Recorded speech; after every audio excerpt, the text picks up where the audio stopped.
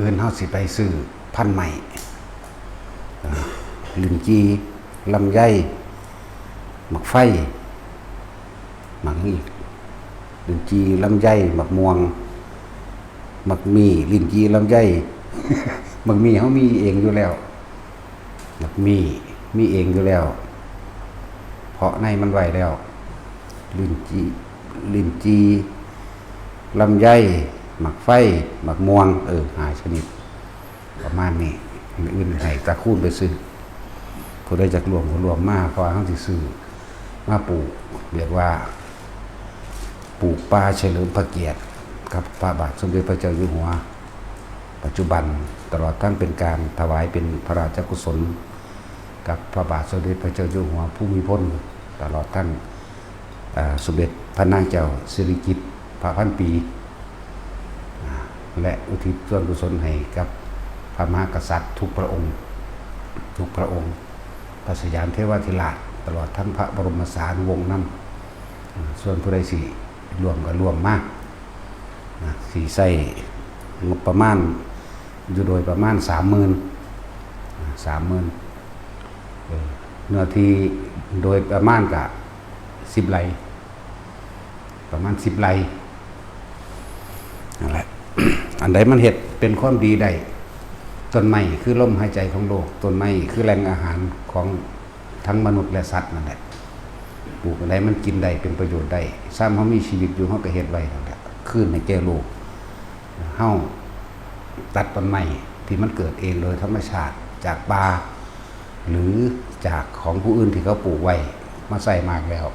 บัดนี้เฮาก็ลองคืนทำคืนโดยความสำนึกว่าตั้งแต่เกิดมาเนี่ยกูบ่ได้เฮ็ดอีหยังเป็นประโยชน์เพื่อผู้อื่นเลยได้โอกาสเฮ็ดได้แล้วก็พาหมู่เฮ็ดนำพาหมู่เฮ็ดพร้อมปลูกต้นไม้ขึ้นไปให้แก่โลกว่าต้นไม้เป็นถือว่าป่านี่เป็นแหล่งอาหารเด้เป็นแหล่งอาหารแล้วก็ต้นไม้เป็นลมหายใจของโลกพร้อมทุกอย่างน่ะรวมอยู่ในป่านั่นแหละป่าอยู่ทั้งใดก็ปลูกป่านั่นแหละบ่ได้ตัดป่าดอกปลูกป่า จากป่าที่มันก็จะปลูกมันสำปะหลังหรือก็จะปลูกยูคาจังซี่นะเฮาก็มาพลิกพื้นดินให้เป็นของกินได้ปลูกไว้ให้ทุกๆคนกินนั่นน่ะและทุกอย่างที่เฮาปลูกไว้อยู่นี่ก็บ่ได้เอาไว้แต่ขายเด้เอาไว้แต่แจก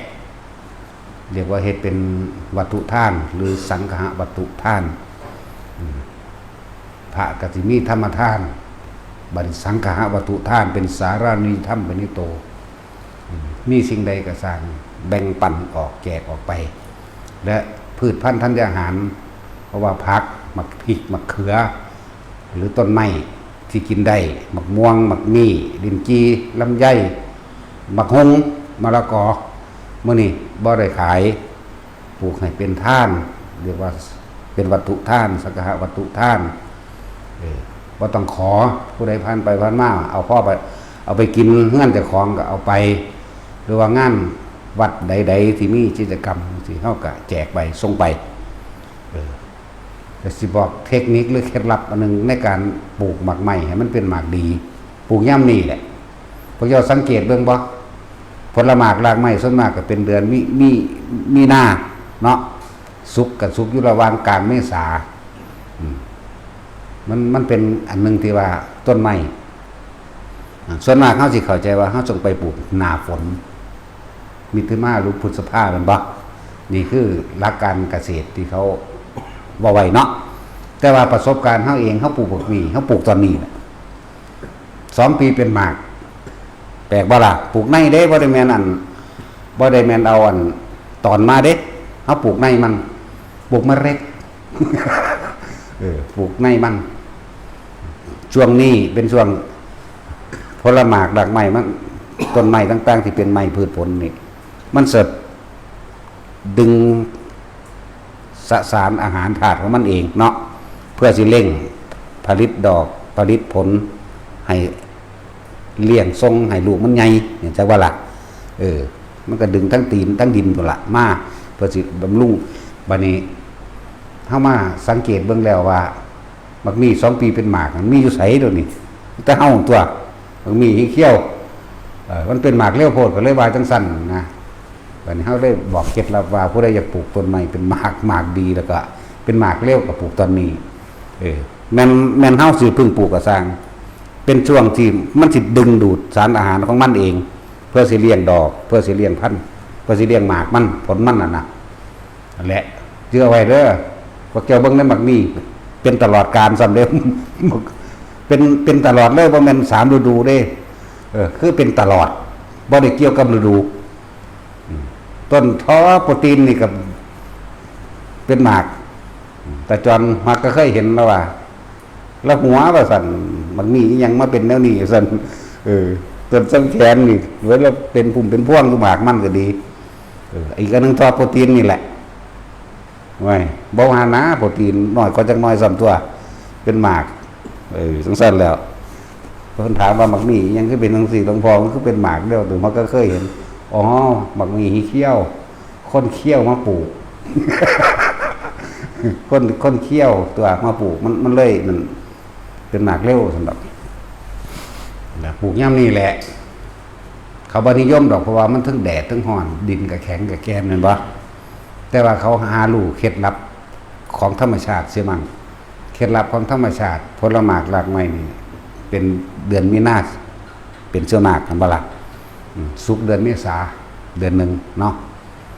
พอเดือนมีนามันสิเร่งดึงดูดสารอาหารของมันแร่ธาตุของมันเองเพื่อสิเลี้ยงดอกเพื่อสิเลี้ยงหมากมันของมันเลยรู้สึกว่า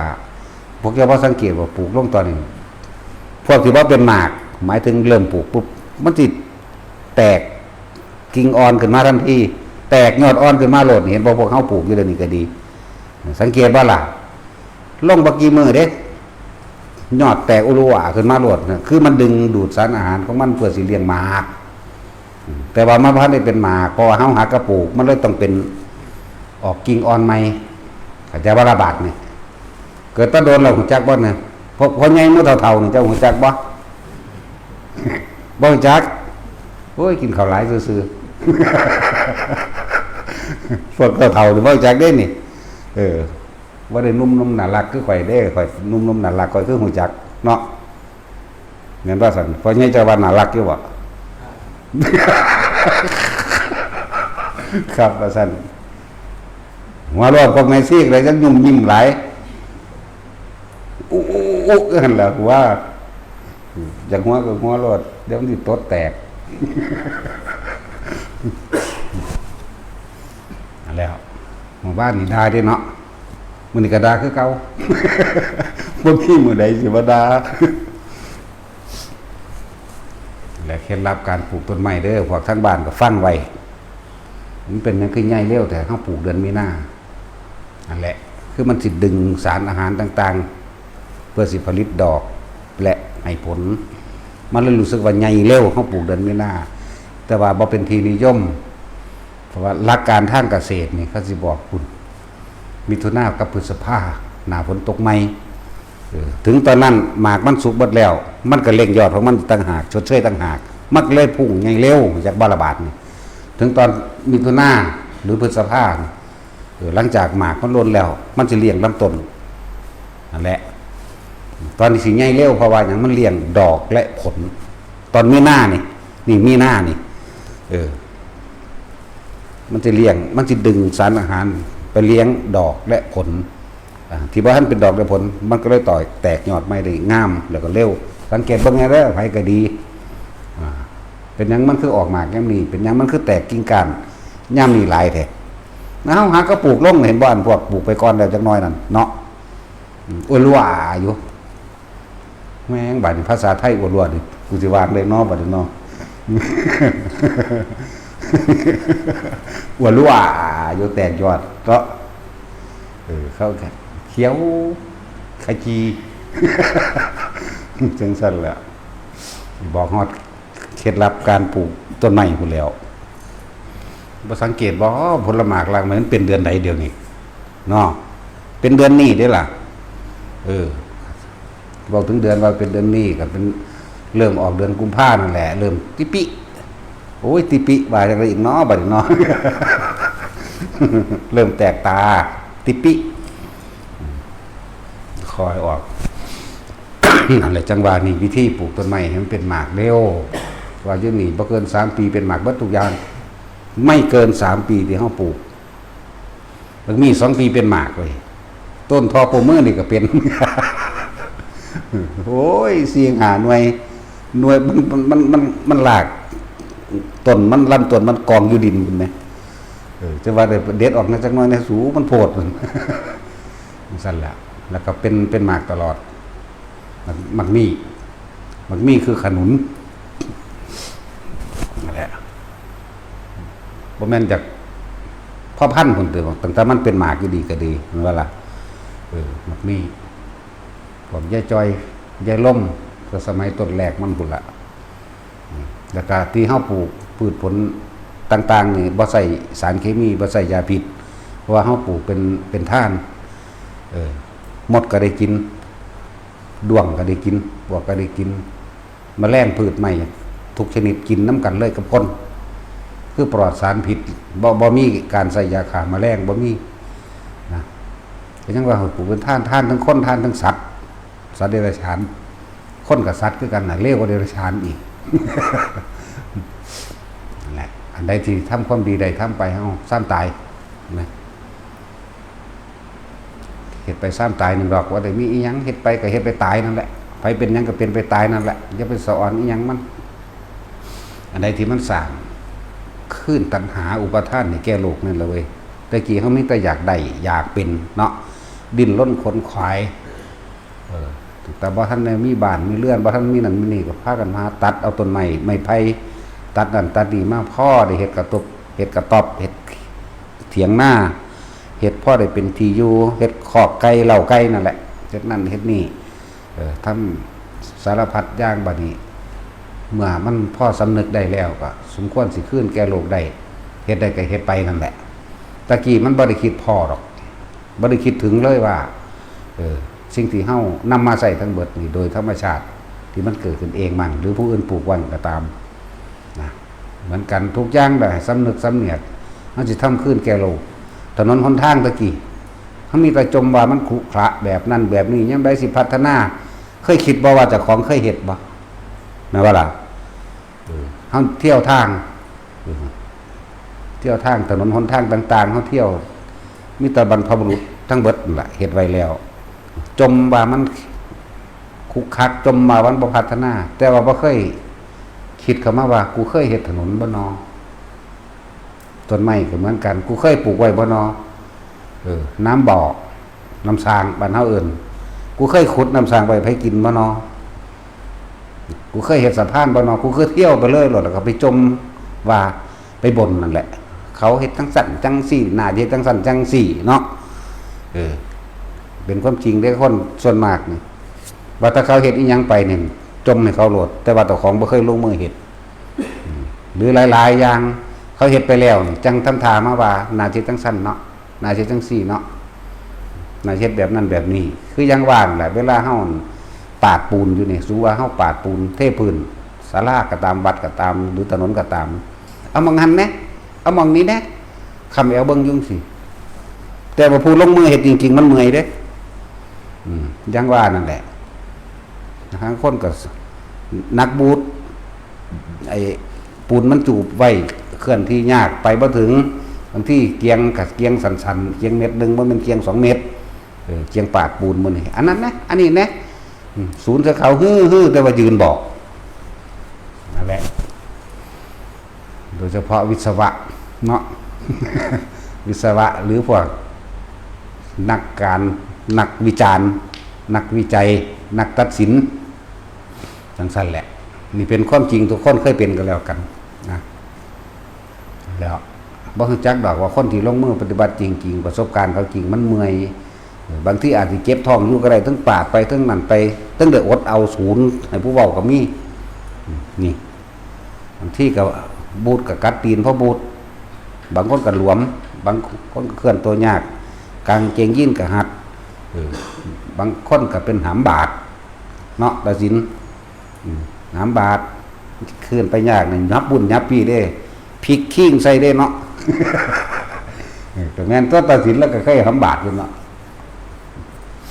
นั่นแหละจังว่าหลักการวิชาการเขาก็อาศัยหลักการและวิชาการอยู่พอเขาเห็นท่านเป็นแต่ว่าประสบการณ์นี่สำคัญสุดนั่นคือความรู้จริงของเขาบ่ว่าสิเป็นทั้งโลกและทั้งธรรมเขาก็เราเรียนพระไตรปิฎกปริยัติอ่านหลักการและวิชาการตลอดทั้งประสบการณ์ของผู้อื่นหมายถึงอาจจะเป็นประสบการณ์ของพระพุทธเจ้าที่เป็นบันทึกไว้หรือประสบการณ์ของพระอริยสาวกทั้งหลายที่เป็นบันทึกไว้เลื่อเกิดกลายเป็นหลักการและวิชาการและประสบการณ์ตนเองเอาไว้แต่แก้เจ้าของมันนี่แหละแต่คนส่วนมากไปยึดสัญญาไปยึดความจำได้หมายรู้ต่างๆมาไว้ตัดสินยืนยันผู้อื่นว่าผิดว่าถูกใช่ป่ะล่ะแต่ว่าประสบการณ์ของตนเองบ่เคยมีปัญญารู้แจ้งจริงๆตามความจริงใดย่อมสำเร็จได้ด้วยความเพียรความพยายามความอดทนและประสบการณ์ตนเองที่ลงมือลงการกระทำของตนเองรู้เมื่อยรู้ห่อนรู้หนาวในตนเองเด้และทั้งโลกก็เหมือนกันพวกอ่านวิธีปลูกป่าวิธีปลูกต้นไม้เห็นบ่ควรขุดหลุมกว้างขนาด50 คูณ 50ลึก50รองด้วยปุ๋ยคอกเป็นที่รองพื้นเว้าไปเห็นบ่ล่ะของจริงมึงปลูกกับกูแว้กูปลูกที่เราเป็นหมื่นหมุนมึงสิรองด้วยปุ๋ยคอกท่านอยู่บ่ล่ะนั่นแล้วเอาลงดินโลดเน่านั่นไปกินคือเก่าพุ่นเต็มอากลากอยู่บักมีก็เลยเนาะบักมีบักม่วงบักลิ้นจี้ปีนี้บ่เป็นบันไดและเคล็ดลับ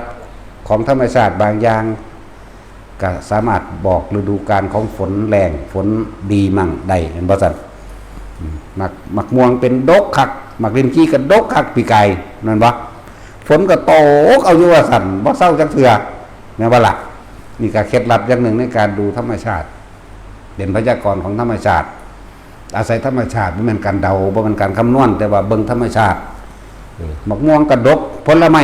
ปีที่แล้วนี่เป็นดกขนาดบ่ว่าลิ้นจี้บ่ว่าลำไยบ่ว่ามักม่วงบ่ว่ามักมีบ่ว่ามักได้ก็แล้วแต่มักฮงก็ตามดก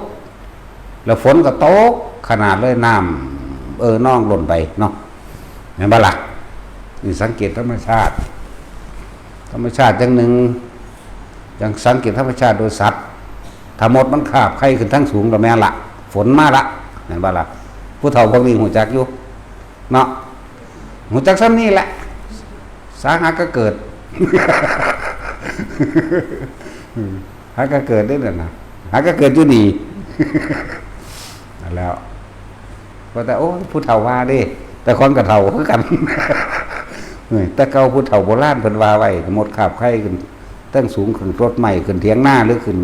เข้าไปน้ำลีตามบ้านตามเฮือนนั่นฝนสิตกแห้งได้สูงว่าเด้เนาะ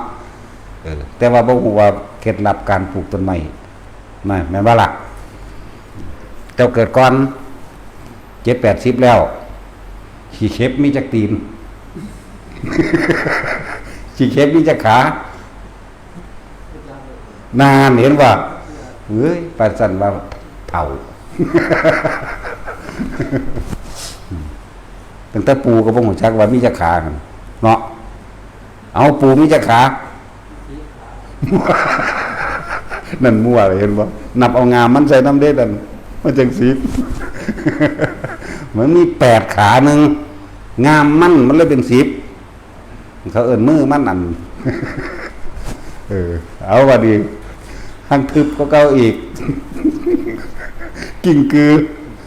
มีจักขาโอ้ยยอมโลด ตะกี้เชฟก็บ่ฮู้แล้วเนาะกิ่งกือจังได๋สิไปรู้เคยนั่งนับบ่เสียเวลาเนาะบ่เคยคิดวางซั่นนั่นแหละพอดีศึกษาธรรมชาติเบิดทุกอย่างหมดแดงคั่นไฟหมดดำคิ้วๆนั่นน้อยๆก็มีคิ้วๆนั่นนะแล้วมาดำใหญ่ขึ้นมาอีกจักหน่อยคิ้วคือกัน จังสี่แล้วก็มดแดงประเภทกินไข่สงครามกันของหมดพวกนี้ก็หูจักเบิดเด้สังเกตมันโอ้มันก็เป็นฝักเป็นฝ่ายมีนายบ้านเหมือนกันมีหัวหน้าจ่าฝูงเด้หมาก็มีจ่าฝูงลิงก็มีจ่าฝูงนกก็มีจ่าฝูงมดแดงก็มีจ่าฝูงสัตว์ต่างๆมีจ่าฝูงบ่ต่างกันดอกกับคนนั่นแหละสัตว์เหมือนกันพวกเฮาก็ดีมีจ่าฝูงมีผู้นำเหมือนกันสังเกตลึกลับเข้าไปอีกโอ้ยเยอะแยะเดี๋ยวจังว่าเรียนรู้ธรรมชาติที่มันเกิดเองเป็นเองเรียนรู้ก็มาเรียนรู้สอนเจ้าของนี่แหละชื่อไว้เด้อพอปลูกต้นไม้น่ะปลูกนานี่แหละปลูกเดือนนี้แหละเริ่มต้นเดือนมีนานั่นปลูกโลดปลูกเลยมันจะเร่งดึงดูดสารอาหารขึ้นเพื่อสิผลิตดอกออกผลของมันแต่ว่าบัดนี้พวกว่าเป็นดอกออกผลมันก็สิดึงให้ลำต้นแข็งแรงขึ้นเด้ หลังจากเบิดฤดูออกมาออกผลแล้วมันสิผ่อนคลายเนื้อเปลือกกระพี้ของมันเองแล้วมันสิบำรุงลำต้นขึ้นมาใหม่มันเลยเป็นสองเฮาเลยรู้สึกว่ามันสิเป็นเฮาสิได้ประโยชน์จากมันสองอย่างในการปลูกเดือนนี้หนึ่งมันสิดึงดูดสารอาหารเพื่อออกดอกออกผลแล้วหลังจากออกดอกออกผลสลัดแล้วมันสิดึงดูดเพื่อสิเลี้ยงลำต้นขึ้นมาใหม่มันเลยเป็นคูณสองนั่นแหละเคล็ดลับการปลูกต้นไม้ให้เป็นหมากดีพร้อมเด้บ่เกิน3 ปีหมากมีอยู่นี่เป็นหมากตลอดเนาะพวกหีเขี้ยวปลูกมันก็เขี้ยวก็แม่นบ่ซั่นพวกเจ้าเข้าใจมันมีลูกตะน้อยพุ่นหาเชิงตะน้อยนะ อันนี้เป็นเรื่องตลกดอกนะแต่ว่าเรื่องจริงคือปลูกเดือนนี้นั่นแหละว่าทุกอย่างปีนี้ฝนบ่ดีปานใดดอกปีนี้หมากลิ้นจี้ก็บ่ค่อยเป็นหมากทั้งเป็นอยู่ผลไม้บ่ค่อยเป็นหมากฝนสิเป็นครึ่งๆกลางๆบ่ดีบ่เต็มที่นะนี่คือสังเกตธรรมชาติเอาธรรมชาติพยากรณ์ธรรมชาติเมื่อใดฝนสิตกพวกเจ้าก็จังรู้จักว่าโอ้หมดคาบไข่เด้อฝนสิตกโลดเนาะจังซั่นล่ะบอกเบิดทุกอันทุกอย่างล่ะเพื่อให้พวกเข้ามาเรียนรู้ฝึกหัดตนเองแล้วก็สัตว์ทั้งหลายเกิดเท่าไหร่ตายเท่านั้นนั่นบ่ล่ะตายเบิดต้นไม้ต่างๆนั่นนี่ต่างๆตายเบิดอิหยังก็สร้างเกิดขึ้นแล้วก็ตายทั้งนั้นดับทั้งนั้นโลกนี้เกิดแล้วก็ตายคือกันคือโลกแตกโลกดับบ่แม่นแตกดอกไฟใหม่เบิบโลดในอันตรธานตรกับนั่นล่ะล่อศาสนาพระศรีอริยเมตไตรสิ้น100,000 ปีหลังจากพระองค์ตรัสรู้ไปแล้วก็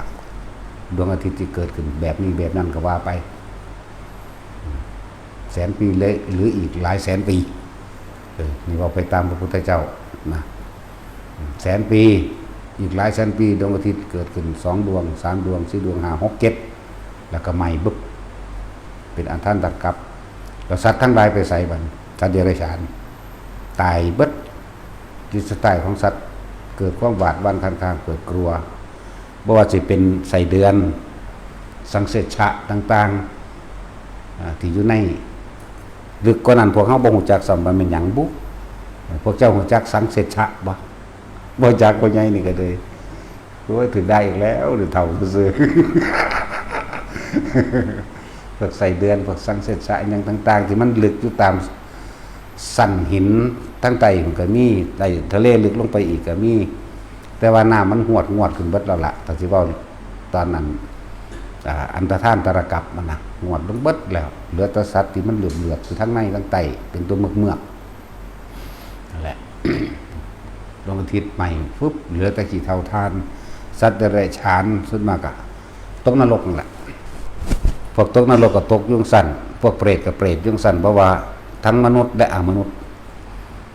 นานไปมันกับประมาณบ่ได้คำว่าประมาณปีประมาณเดือนบ่ได้เพิ่นก็เลยเอิ้นอสงไขยจังสิเป็นกำเนิดโลกใหม่ขึ้นมาอีกพวกไป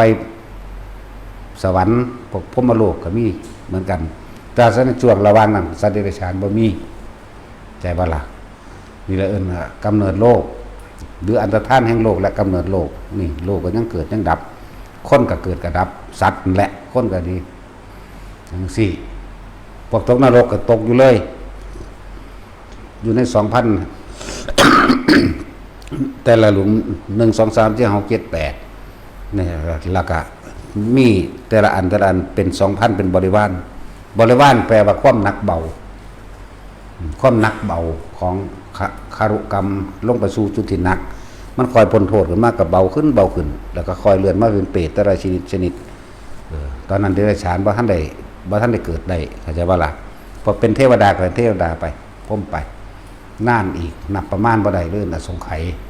ประมาณปรีไม่ได้เพิ่นเลยวางสั่นน่านไปก้อนดินก้อนเก่านั่นแหละจังจะคอยเกิดมีน้ำหุ่มขึ้นมาใหม่เมื่อมีน้ำหุ่มขึ้นมาใหม่เรื่อยดวงอาทิตย์เกิดดวงจันทร์เกิดนะความร้อนและความเย็นทำปฏิกิริยากันเกิดเป็นดูดังว่าตะไคร่น้ำแต่เพิ่นเอิ้นยังละลืมซื้ออีกแล้วล่ะง่วนดินพุดขึ้นมาใหม่บัดนี้เกิดจากความร้อนและความเย็นพุดขึ้นมาใหม่บัดนี้สัตว์ที่เป็นเทวดานั่นแหละเพิ่นว่าจิตนั้นประพัดสอนที่ว่าเกิดโดยหมู่พรหมก็ธรรมดาแล้วบ่แม่นยังละเทวดานั่นแหละมาโดยแสงมาเห็นง่วนดินแล้วลงไปกินไม้เมื่อไปกินไม้แล้วก็เกิดเป็นกายหยาบเป็นตัวใสๆลักษณะคล้ายกับหวกเอิ้นว่าโตกิมิกับหวกมันก็เมื่อพวกนี้นานไปอีกบางมันก็หลายขึ้นหมายถึงโตกิมินี่มนุษย์เท่านี่แหละถือว่าเป็นมนุษย์เท่านี่แหละหลายขึ้นแผ่นดินนี่ก็มันมีความร้อนบ๊วขึ้นมามันแตกบ๊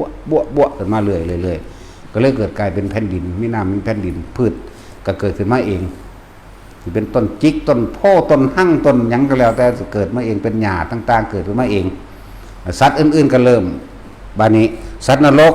หรือพวกเปรตตั้งหลายเขาคอยเบิดกรรมสิ้นกรรมจังมาเกิดเป็นเดรัจฉานแต่ว่าก็อาศัยเกิดในน้ำซะก่อนจากวันนี้จังคอยขึ้นไปบนบกพวกขึ้นไปบนบกพวกเป็นคนก็เป็นคนไปบัดนี้ทั้งสั้นแหละวิวัฒนาการไปเป็นคนพวกเป็นลิงก็ลิงไปพวกปลากับปลาอยู่ในน้ำไปพวกสัตว์นี่ก็เป็นไปของมันโดยธรรมชาติโดยกรรมเก่าที่ตัวของเฮ็ดไว้จากบ่ล่ะอกุศลกรรมที่เคยขางัวขาควายที่มันยังต้องบ่สิ้นกันก็ไปเกิดเป็นงัวเป็นควายเป็นช้างเป็นม้าเป็นไก่เป็นปูเป็นปลาตะขาบแม่งงอดขี้เข็บก็ว่าไปเป็นไปตามนั้นผู้เป็นนกก็เป็นนกไปนั่นแหละมันก็เป็นขึ้นมาเองจังซั่นวิทยาศาสตร์เขาว่าคนนี่วิวัฒนาการมาจากลิงของเก่าคือยังอยู่สั่นคือบ่เบิดปลาวิวัฒนาการจากไสไก่วิวัฒนาการจากไส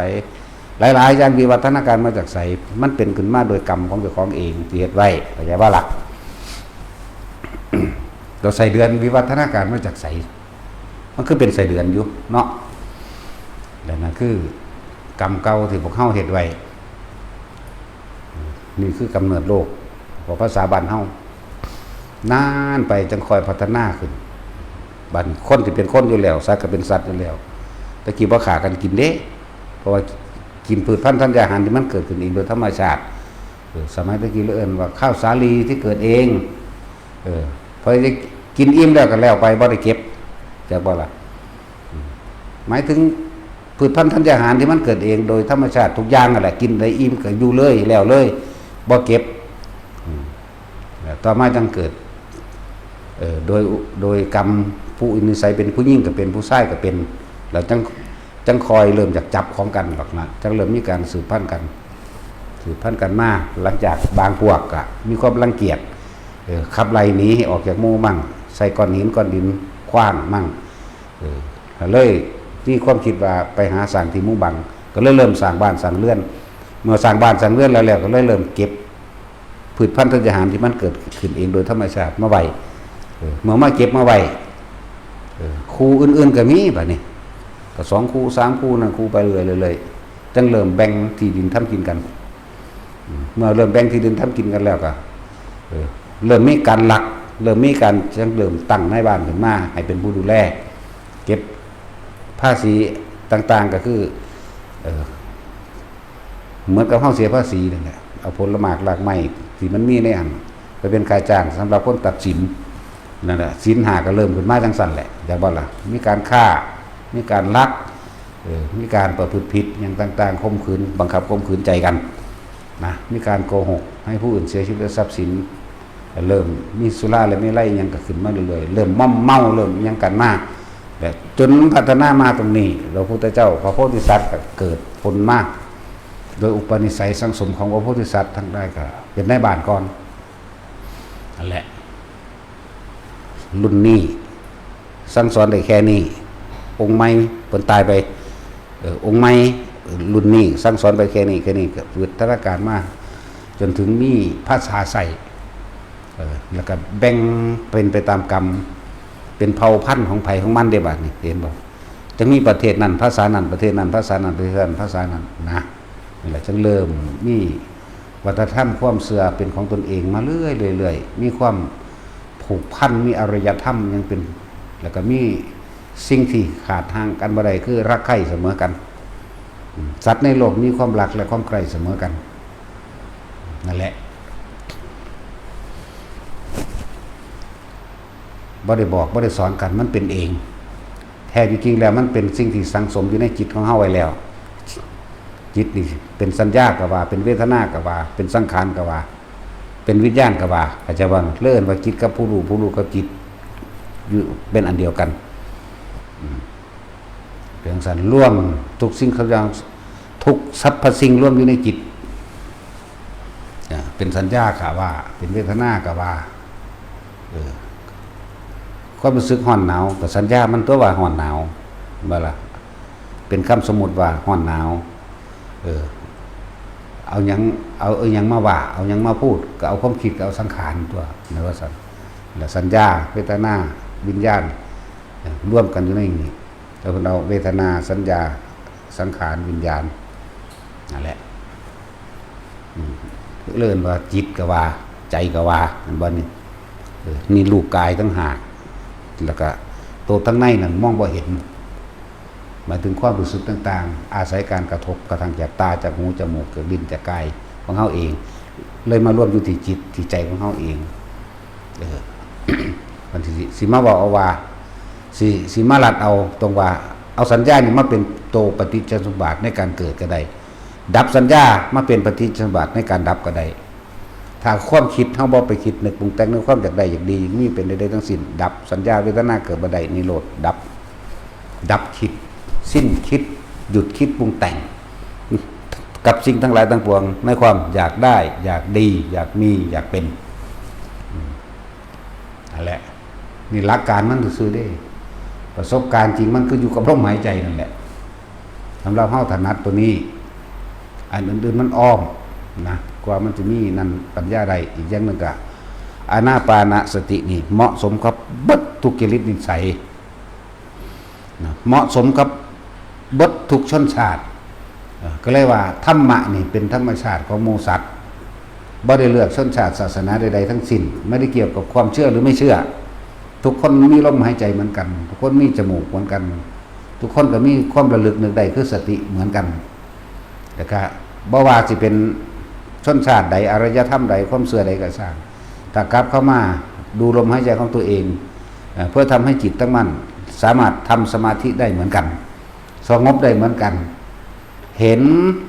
สิ่งทั้งหลายทั้งปวงมีความเกิดเป็นธรรมดามีความดับเป็นธรรมดาได้เหมือนกันบ่ได้เลือกคนบ่ได้เรียนหนังสือก็สร้างได้คือเก่าแต่ว่าเฮาอาศัยพระปัญญาอันเป็นเครื่องตรัสรู้ของพระพุทธเจ้าของพระศาสดาไม่เป็นเครื่องแนะนำทางให้เฮาเห็นตามความเป็นจริงได้แต่เฮาบ่มีพระพุทธเจ้าเฮาก็เข้าใจแต่ว่าโลกนี้เที่ยงบ่มีคนก็เลยหาความเที่ยงความจีรังยั่งยืนฤาษีชีไพเพิ่นฝึกหัดปฏิบัติมาก่อนเพิ่นก็เลยเข้าไปยึดคำว่าความสงบนั่นแหละคือความเที่ยงบางคนก็ติดอยู่ในฌานแต่ละขันนั่นบ่ล่ะทั้งรูปฌานและอรูปฌานความสงบของเขาเจ้าคือความสงบแบบบ่อยากเห็นตาก็บ่ให้เห็นหูก็บ่ให้ยินบ่อยากรู้สึกว่าหนวกหูอยากไลหนวกหูรำคาญหงุดหงิดก็เลยต้องเข้าฌานเลยว่าโอ้อันนี้เป็นความดับเพราะบ่ท่านได้มีผู้ใดบอกธรรมชาติที่มีอยู่กับตนเองมันมองบ่เห็นตาปัญญาบ่ท่านเกิดนั่นแหละเมื่อพระพุทธเจ้าเกิดขึ้นมาแล้วตรัสรู้มาแล้วจึงมาบอกต ทุกอย่างไม่เที่ยงทุกอย่างไม่จีรังยั่งยืนทุกอย่างเป็นอนัตตาบุคคลผู้ใดเมื่อเข้าไปยึดมั่นถือมั่นในความไม่เที่ยงในความเป็นอนัตตาแล้วบุคคลผู้นั้นทุกข์เพราะเรื่องอนิจจังทุกขังอนัตตาอนิจจังอยู่ข้างหน้าคนเกิดมาแล้วมีแต่ความเปลี่ยนแปลงไปข้างหน้าจากบ่ล่ะทุกขังอยู่กลางอยู่ที่ความยึดมั่นถือมั่นอนัตตาอยู่ข้างหลังเดินทางไปตายบ่สัตว์นั่นแล้วอนิจจังทุกขังอนัตตาอนิจจังอยู่หน้าอนัตตาอยู่หลังทุกขังเอาไว้ตรงกลางกลางใจยึดความยึดนั่นเองแหละเบิดทุกอันทุกอย่างที่แนะนำมานี่ก็ให้ทุกคนนั่นน้อมเข้ามาหาเจ้าของเด้บ่แม่นไปน้อมเบิ่งผู้อื่นเบิ่งผู้อื่นดูคนอื่นดูคนอื่นก็เอาไว้ตนๆนั่นแหละดูคนอื่นก็คือดูย้อนกลับมาหาตัวเองเหมือนเดิมนั่นแหละดูคนอื่นตายกูก็จะตายเข้าใจบ่ล่ะดูคนอื่นทำผิดถ้ากูทำอย่างนั้นกูก็ได้รับโทษเหมือนเขาเนี่ยก็คือย้อนกลับมาหาตัวเองทั้งเบิดเด้จังซั่นแหละกว่าสิเข้าใจได้พระพุทธเจ้าเขาใส่วิธีแนวทางต่างหลายอันหลายอย่างอย่างเช่นทานก่อนนะบ่ล่ะกับเบิ่งแน่อันคำว่าบารมีสิ่งที่ทำให้เกิดกำลังใจในความเด็ดเดี่ยวแน่วแน่ในการปล่อยวางบารมี10มีทานก่อนที่มันนี่ทานศีลเนกขมะปัญญาวิริยะขันติสัจจะอธิฐานะเมตตาและอุเบกขากว่าสิถึงขั้นตัดสินใจว่างทุกสรรพสิ่งใดก็เลยเอาท่านขึ้นก่อนพอเป็นของที่สามารถทำได้ง่ายแต่ว่าถ้าเข้าใจความหมายของมันบ่เท่านั้นล่ะบัดนั่นบ่ล่ะนั่นแหละ พุทธเจ้าองค์ใดเพิ่นก็สั่งสมสิ่งที่เป็นกุศลกุศลอย่างหนึ่งเพิ่นก็เอาทานนั่นแหละขึ้นก่อนทานการให้นี่เป็นการสื่อสารที่ดีที่สุดของหมู่มนุษย์และสัตว์ทั้งหลายเด้นั่นบ่ล่ะแต่ว่าทานยังไงถึงจะถึงพระนิพพานได้บัดทานโดยไม่หวังในทานไม่มีจิตบุคคลในผลของทานไม่มุ่งการสั่งสมในความอยากได้อย่างดีอย่างมีอยากเป็นทานนี้เป็นการดีเป็นการผูกมิตรสหายมั่งเป็นเมตตาในตนเองมั่งเป็นกรุณามั่งเป็นมุทิตามั่งแล้วแต่ถึงสุดท้ายก็อุเบกขามั่งแต่ท่านอันใดที่ย่อท่านถึงนิพพานใดนั่นแต่ว่าบ่แม่นถึงได้เลยที่เดียวแต่ว่าคนที่ท่านใดแบบนี้นั่นน่ะได้โดยไม่หวังผลในทานไม่มีจิตบุคคลในผลทานไม่มุ่งการสะสมในความอยากได้อยากดีอยากมีอยากเป็นต้องฟังอานิสงส์ของทานต้องฟังทำตามความจริงต้องรู้อริยสัจสี่มาคือกันจังสิท่านแบบนี้เป็นจังสิท่านโดยไม่ต้องหวังผลในทานไม่ขอไม่แลกกันบ่ท่านด้วยจิตที่เป็นกลางจิตไม่มีที่ตั้งในความอยากได้และอยากเป็นใส่บาตรแล้วไปแล้วก็อุทิศผลของท่านออกไปซื่อโดยบ่ได้หวังผลในจักว่านี่ท่านตรงนี้เมื่อคนบุคคลผู้นั้นที่สิตายอันนี้เราสำหรับคนที่บ่ท่านได้รู้ยังมากก็ได้ท่านบ่หวังผลอยู่แต่ยังมีห่วงอะไรอันนึงก็จะว่าในบุคคลที่รักก็ได้แต่เวลาท่านเฮาบ่ปรารถนาอย่างจิตเฮาบ่มีตั้งเขาย่อมเข้าสู่พรหมกายิกาเสียก่อนเป็นสั้นแรกเข้าใจบ่นี่แล้วคนท่านลักษณะนี้เลื่อนขั้นได้เมื่อหมดอายุขึ้นไปสั้น2 3 4 5 6 7 8 9 10เข้าใจบ่ล่ะนั่นแหละท่านนี่ท่านถึงพระนิพพานเนี่ยก็บ่แม่นถึงเลยทีเดียวแต่ว่าถ้าท่านถึงพระนิพพานเลยทีเดียวนี่ต้องประกอบด้วยการได้ยินได้ฟังเข้าใจบ่นี่จริงๆมันก็ได้ยินได้ฟังแล้วมันจังท่านเป็นแต่พวกท่านขอกับพอว่าได้ยินได้ฟังเหมือนกันเนาะจะได้หยังขอเอาเด้ออธิษฐานเอาเด้อนั่นแหละหวังผลในทานมีจิตอุปาทในผลทางทานมุ่งการสังสมในความอยากได้อยากดีอยากมีอยากเป็นนั่นบ่ล่ะกับมันก็บ่มีผู้ใดรู้แจ้งถ้าบ่อาศัยปัญญาของพระพุทธเจ้าเนาะบ่มีผู้ใดรู้แจ้งตามความเป็นจริงได้แล้วบ่มีผู้ใดบอกมีแต่อยากได้หยังขอเอาเด้ออธิษฐานเอาเด้อนั่นแต่ว่าบัดนี้เฮาคนที่กลับเข้ามาฟังท่านพุทธเจ้ามีอริยสัจสี่เป็นต้นเข้าใจบัดส่วนมากมันบ่ตกข้างอยู่แค่พรหมกายิกาหรอกจักว่าล่ะมันหูจักแล้วกูบ่ปรารถนาหยังกูบ่หวังหยัง ท่านนี่เพื่อละความตนีของเจ้าของท่านนี่กูยังยึดมันถือมันบอกของกูอยู่บ่ท่านนี่กูยังหวังยังอยู่บ่หวังยังใดทั้งสิ้นพอเห็นอนิจจังเห็นทุกข์เห็นอนัตตาพอเห็นอริยสัจสี่พร้อมดูแจ้งแท่งตลอดในอริยสัจสี่พร้อมและมีการฝึกหัดปฏิบัติตนเองโดยอานาปานสติไปพร้อมนี่คนลักษณะนี่ส่วนมากท่านก็บ่หวังผลในท่านเห็นตามความจริงโดยธรรมชาติเกิดดับและมีการฝึกหัดให้ตัวเองพร้อมส่วนมากผู้นี้ตายด้วยลมหายใจอย่างต่ำคืออนาคามีจะว่าอะไรนี่แปลว่าผู้ไม่กลับมายังโลกนี้อีกผู้ไม่ข้องเกี่ยวในกามถ้าบ่ข้องเกี่ยวในกามแล้วมันบ่กลับมาดิเข้าใจบ่ล่ะที่พวกเจ้าได้หาอยู่หากินเลี้ยงกันอยู่พ่อจำนี่เพราะว่าหยังก็เรื่องของกามความรักใคร่ยินดีในรูปลักษณะท่าทางของบุคคลนี้รักใคร่นี่คือจะกอดแต่มาน้ำเขาอยากเอากันยินดีในอารมณ์นี้ผลของการเล่านั้นก็เลยมีลูกมีหลานมีนั่นมีนี่ก็เลยได้ป้นกี้ขาเป็นแหละบ่เป็นป้นกี้ขาดบ่ว่าได้ว่าตะคนเด้สัตว์จากว่าล่ะก็เลยแต่บางที่ก็เกิดโดยกรรมของตนนั่นแหละที่เคยกระทำร่วมกันสมรู้ร่วมคิดในการกระทำซึ่งกันและกันมากก็เป็นผัวเป็นเมียกันไปหาอยู่หากินแบบได้ขากินขาปูขาปลาขาหอยขากุ้งหาสิ่งเหล่านี้ขาเป็ดขาไก่งัวควายไปลักษณะนี่แหละมันเลยเกิดกลายเป็นว่าเฮาเลยได้ปนได้กี้ได้ขาแม้นบ่ปนกี้ขาคนเฮาก็ขาสัตว์อื่นก็อย่าว่าล่ะแม้นว่าพวกเจ้าว่าลำบากบ่หาเลี้ยงลูกตอนจีบกันใหม่ๆบ่ได้มีดอกเรื่องสิไปจินตนาการว่ากูสิสร้างครอบครัวแบบนี้กูสิเฮ็ดให้อันนี้อันนั้นบ่กูเอาไว้ก่อนเนาะแม่นบ่ล่ะบ่ได้วางแผนอันอื่นไว้เด้วางแผนแต่ว่าเห็นได้กูสิได้เท่านั้นเด้เนาะคิดฮอดอันแม่นบ่พ่อใหญ่พวกเจ้าอันพวกเจ้าบ่ได้มึนคือข่อยบ่ได้น่ารักคือข่อยเด้พวกเจ้ายังเป็นคนซื่ออยู่เด้ไปจีบสาวก็ไต้ตะเกียงไปน้ำหมู่เขาก็ส่งไว้เฮือนนี่เนาะแล้วเขาก็หนีตะเกียงตั้งไว้กลางอยู่มุมไผมุมมันของเขี้ยวขังชั้นพวกเจ้าตะกี้กับผู้สาวกับพันจะสูบไผเนาะ พันจะสูบไผพอกับแม่ก็เอียงหูฟังอยู่ทั้งในกูละ เบิ่งมันสิเว้าจังไดด่าซั่นแหละจังนั้นก็ขวนในอีขาม ขวนในอีขามขวหมักบกรุ่นนี้เขาพวกเจ้าเป็นรุ่นนั่นแหละรุ่นแรก รุ่นแรกบ่ทันได้มึนพวกนี้เขาเจ้าบ่มึนเด้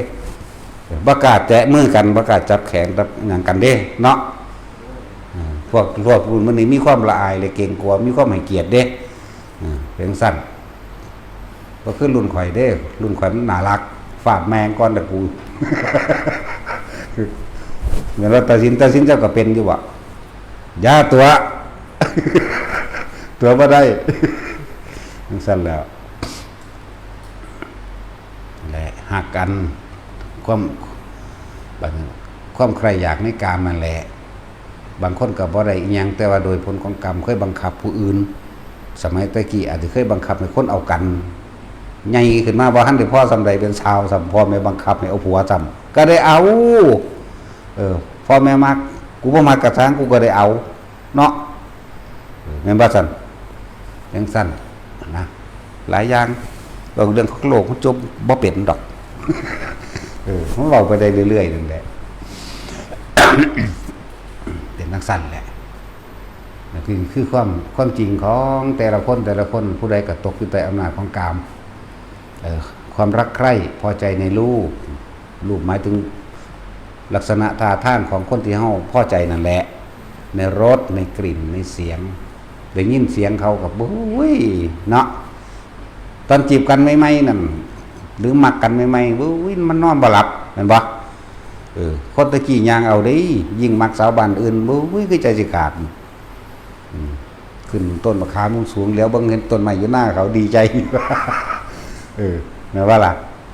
ถ้าพวกเจ้าภาวนาแนวนั้นอุ้ยบรรลุเบิดได้ก็ว่าเนาะ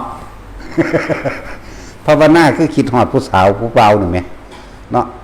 บุ้ยคือมันจะตลอดเวลาฮอดนอนหลับนั่นเด้ ตลอดหอดนอนหลับแล้วก็ฝันไปคนเขาอีกถ้าคนภาวนาแนวนั้นใดคือสิดีบรรลุหมดรุ่นทั้งสี่เขาจะจีบกันนานๆได้บัดนี้เนาะเท่าได้ปีเด้เรียนไปตาพวกบ่ได้กี่พวกพ่อแม่บังคับเอาเลยพวกนี้บ่ได้มากันบ่ได้เลือกบ่มีสิทธิ์เลือกพวกนั้นเคยเป็นแม่เล่าพวกเคยเป็นขายคนอื่นหรือบังคับให้คนเอากันพวกนี้บ่ได้มีสิทธิ์เลือกดอกนอนนำกันก็นอนไปสั่นแต่ว่าได้ลูกแล้วก็จังเริ่มฮักแพงกันขึ้นมาใหม่ดอกอันแนวมื้อนี้ซั่นแหละรุ่นเก่าๆว่ามันรุ่นนี้นั่นแหละนี่แหละเรื่องของกรรมเป็นแบบนี้เคยบังคับเขาก็บังคับคืนบังคับไผก็ไม่รู้ละแต่ก็เป็นแบบนี้ในเรื่องของกรรมอกุศลกรรมก็ว่าบ่ฮู้ว่าดีหรือว่าเลวหรอกเป็นแบบนี้แต่ผู้ใดอยากหนีจากกรรมก็ฝึกหัดปฏิบัติตนเองนั่นแหละฝึกหัดให้ทานโดยบ่ได้หวังผลในทานบ่มีความคิดในความอยากได้อยากดีมีเป็นหยังกูก็ให้เพราะทานนี่เป็นการสื่อสารที่ดีที่สุดของมนุษย์เป็นเมตตาเป็นความซอยเหลือพึ่งพาซึ่งกันและกันเป็นการปกป้องตนเองโดยการผูกมิตรนั่นบ่ล่ะจึงบอกว่าท่านเป็นการสื่อสารที่ดีที่สุดของมนุษย์ทั้งหลายการให้เป็นการสื่อสารที่ดีที่สุดของมนุษย์คือให้โดยไม่หวังสิ่งใดตอบแทนแม้กระทั่งคำขอบคุณนี่เฮาพลิกมาทางนี้แบบว่าล่ะแต่คนเอานั้นเอานี่ให้กันหรือท่านก็มีตั้งแต่หวังผลในท่านจากใดนั้นจากเป็นนี่ไปท่านการให้สิ่งของอื่นๆเข้ามาท่านในคนอาจจะเข้าใจเฉพาะว่าให้พระคือมื้อนี้เป็นบ่ล่ะให้สัตว์อื่นๆก็มาท่านได้บ่หวังผลกับมันดอกให้คนทั่วไปให้มุฤาษีชิไพภิกษุตลอดทั้งพวกนักบวชบำเพ็ญเพียรและภิกษุนักบวชสุมื้อนี้หรือการให้การช่วยเหลือยังก็แล้วแต่บ่ต้องการตอบแทนใดๆทั้งสิ้นมันสิสบายใจมันบ่มีความหวังการให้พวกนี้สิบ่มีความหวังคือว่าเฮาเคยซอยเหลือคนผู้นี้แต่ว่าเขากลับมาเอาเรื่องเฮาเรื่องใดเรื่องหนึ่งเมื่อเหตุการณ์ผ่านไปใน2 ปี 3 ปีก็สร้างมันสิบ่เสียใจเด้เพราะว่าเฮาบ่ได้หวังหยังโอ้ยอีนี่ละคุณมันก็บ่ว่าเด้มันเป็นธรรมดานี่คนต้องฟังธรรมตอนนั้นถึงสิเข้าใจฟังสิ่งที่เพิ่นอธิบายเข้าใจความนี่ถึงจะเข้าใจได้นะนี่แหละการทานการให้การทานมันจะมีหลายระดับบัดนี้ทานของภายนอกคือวัตถุทานทั้งหลายสังฆะวัตถุอาหารจะรักษาโรคขึ้นห่มที่อยู่อาศัยตลอดทั้งเครื่องอำนวยความสะดวกหลายอย่างนี่แต่ไม่หวังผลพร้อมแต่การท่านสำหรับคนที่ไม่มีวัตถุสิ่งของที่จะให้ท่านกำลังแรงกายใดคือคนมาเฮ็ดวัดนี่เข้าใจว่านี่มันพญานาคเราบ่ได้มีอีหยังเด้มีกำลังแต่ว่าทุกหลังอยู่ในนี่พญานาคเป็นผู้ได้เฮ็ดบัดทุกลายนิ้วมือจักว่าล่ะทุกหลังอยู่ในนี่บัดทุกอันเลยสิพญานาคบ่จับบ่บายบ่อันบ่มีต้นไม้มื้อนั้นก็ยายจ้อยสองผัวเมียไปเรียนน้ำตายากจนลำบากหลายแล้วก็ล่ะก็เฮ็ดไปจังซี่แหละเขาเจ้าก็มีแต่กำลังเขาเจ้าก็ใส่กำลังใส่ความเพียรความพยายามความอดทนของเขาเจ้าเฮ็ดไปแนวใดคือด่าจักว่าล่ะเพราะฉะนั้นเราบ่เถียงอยู่แล้วบางเทื่อก็ด่าเราแต่เละต้นเด้เราจะนั่งหัวเข้าสั่นสูงลงอยู่โอ้ยบ่มีสมองเอ้ยโลดเด้เฉพาะอะไรกันน่ะเนาะกับยายจอยบ่มีสมองคือกันแม่นตาเบิ่งแล้วก็ยิ้มถึงสั่นเด้นั่นแล้วมันก็เป็นการละกิเลสในตนเด่นจักบ่ล่ะกับข้าวกับน้ำหรืออาหารแล้วก็เอามานี่วัตถุทานเราก็มีอุปปารมีทานมาถึงกำลังแรงกายของเราแล้วก็ทานแล้วเราก็บ่ได้หวังว่าเราสิได้หยังมีแต่ด่าซ้ำมื้อใดบ่เฮ็ดเวียกบ่ได้อยู่บ่ได้มันเป็นเด้ไข้ก็บ่ไข้ป่วยก็บ่ป่วยเป็นสัตว์อีหลีได้ล่ะเห็นแค่จอยจังซั่นมีแต่กระดูกคือผีนี่แต่ว่าแห้งเด้เฮ็ดอยู่หั่นแหละนั่นแหละนี่ทานปรมีวัตถุทานเขาเจ้าก็มีอาหารจะรักษาโรคขนมที่อยู่อาศัยแล้วก็เฮ็ดนี่เห็นบ่นี่ทานอุปปารมีท่านของในกายหมายถึงกำลังแรงของเราเองนะแต่ก็ท่านที่เป็น สูงสุดขึ้นไปอีกแล้วบ่หวังผลในทานก็ใจบ่นี่เป็นปรมัตถะได้บัดนี้บ่หวังผลใดๆทั้งสิ้นขอให้กูได้เฮ็ดว่าแต่สั่งเถอะเฮ็ดปึ๊บทุกอย่างนั่นแหละปรมัตถะทานนี่คือบ่หวังผลในทานบ่มีจิตผูกพันในผลในทานบ่สั่งสมในความอยากได้หยังเวลาถามพญานาคเจ้าจะเกิดเด้โอ้บ่ล่ะรู้เด้ เอาเจ้าเฮ็ดไว้หลายเด้อดิเจ้าบ่ไปเกิดเป็นอันเทวดาที่มีวิมานหลายบ่ดอกเพิ่นว่าแน่บ่ได้ว่าสิไปเป็นอันอินทุกะบ่ว่าสิไปเป็นนั่นเป็นนี่เด้บ่จะเอาล่ะนี่แล้วก็เฮ็ดของเราไปนั่นแหละการปฏิบัติธรรมบ่แม่นแต่ว่าภาวนาอย่างเดียวดอกแต่ว่าล่ะแล้วก็มีเด้ล่ะภาวนาแล้วก็มีอยู่เด้ล่ะการจดจ่อในฌานคือสิ่งที่เพิ่นเฮ็ดเพิ่นสิมุ่งสร้างประโยชน์ด้วยความดีอย่างเดียวก็จะว่าล่ะนี่นี่แต่ละมื้อแต่ละเว้นบ่คิดมื้อนี้สิเฮ็ดหลังนี้เฮ็ดหลังนี้เฮ็ดแล้วหลังนี้เฮ็ดหลังนี้เฮ็ดแล้วหลังนี้เฮ็ดหลังนี้แต่มันเป็นแบบนี้แล้วมันสบายใจเด้เข้าใจบ่ล่ะเพราะว่าเพิ่นบ่ได้หวังผลโดยกำไรโดยค่าจ้างแรงงานบ่มีบ่ได้มีค่าจ้างเด้อผู้ใดมาเฮ็ดเวียกเฮ็ดงานอยู่ในนี้ก็เจ็บไข้ได้ป่วยก็ดูแลกันไปนะเวลาเดือดร้อนจำเป็นบางอย่างซอยกันได้ก็ซอยกันไปซื้อเด้บ่ได้ว่าเดือนละมื้อละบ่มีเด้เข้าใจบ่ล่ะมีแต่อาสามาด้วยตนเองเฮ็ดไปเรื่องว่าเพิ่นท่านทั้งสุดใจของเพิ่นแล้วอาหารวัตถุท่านก็มีแล้วก็ท่านของในกายก็มีแล้วก็ท่านสุดใจก็คือว่าเพิ่นบ่หวัง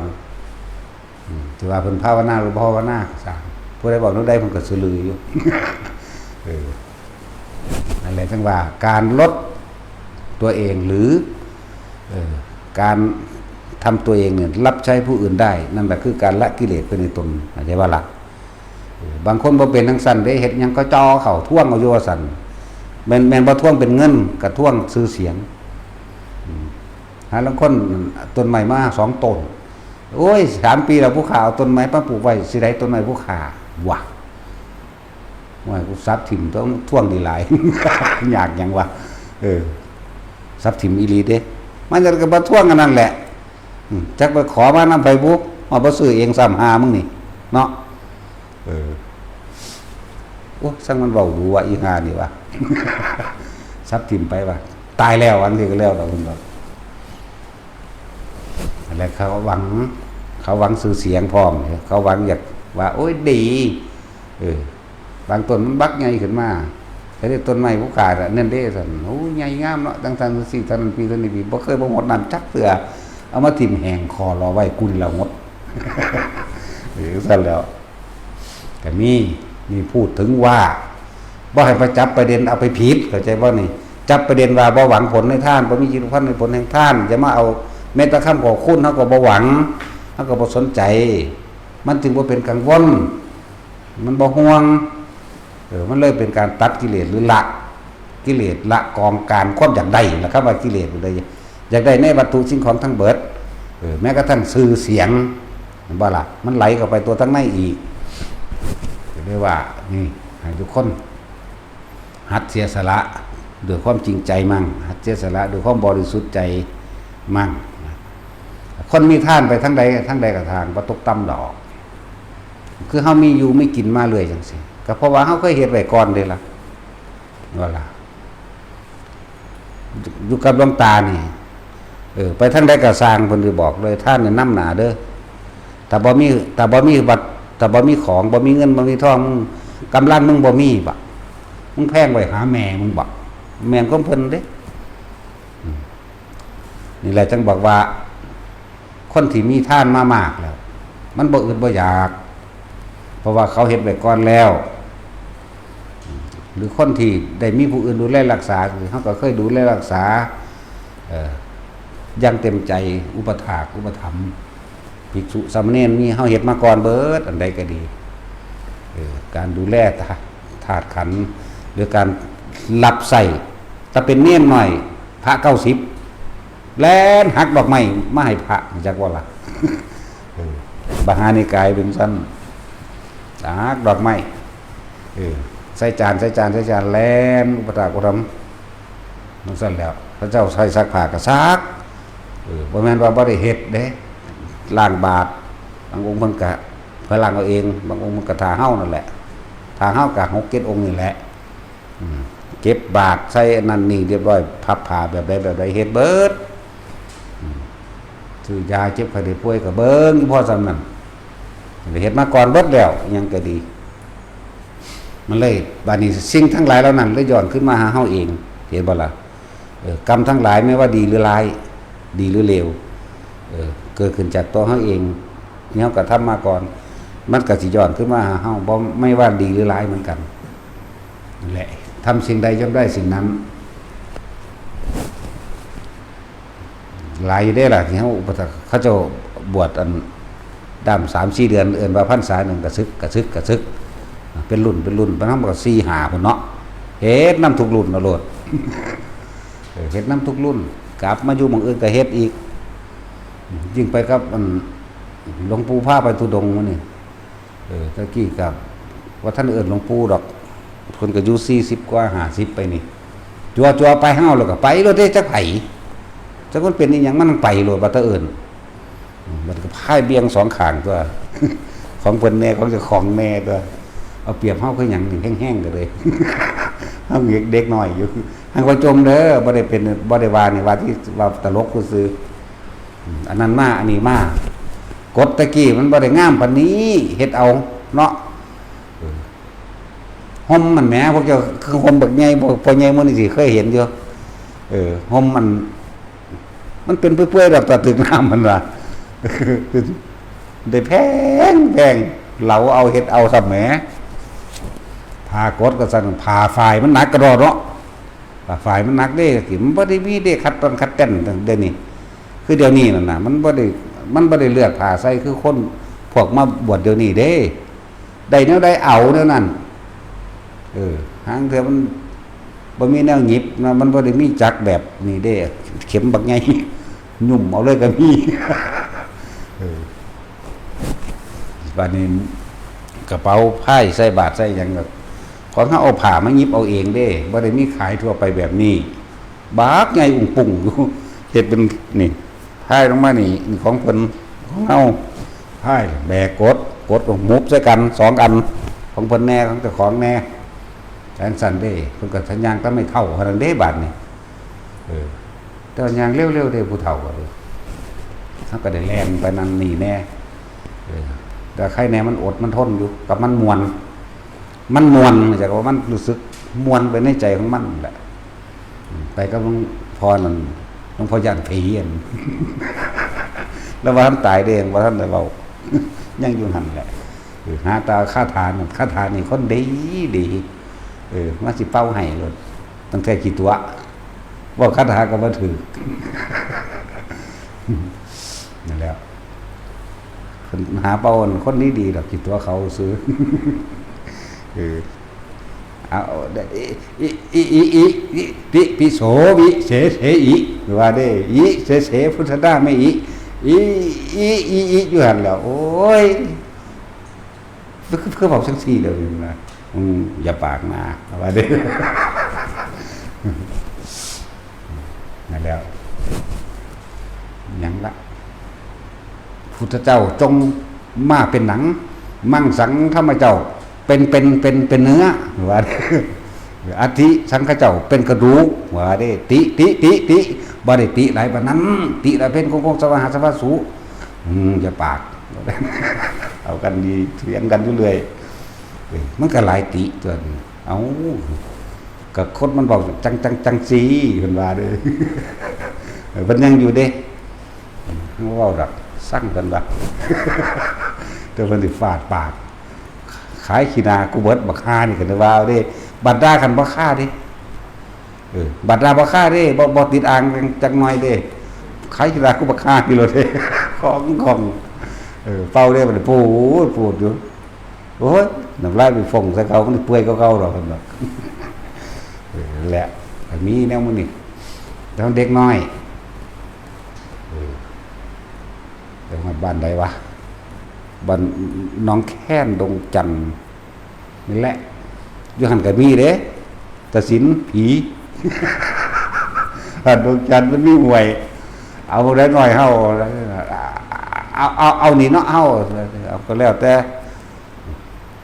แล้วพอดีเขาก็เมื่อยลาขาขึ้นกับกางกดผูกกดให้จังสั่นจังซี่เรียบร้อยแล้วมันก็ย่างเลาะคนเลาะพี่เอาดีๆได้จวดได้เหมือนว่าดิ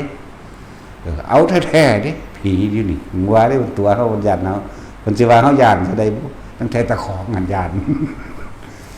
โอ้ยยังละมันตัวลิ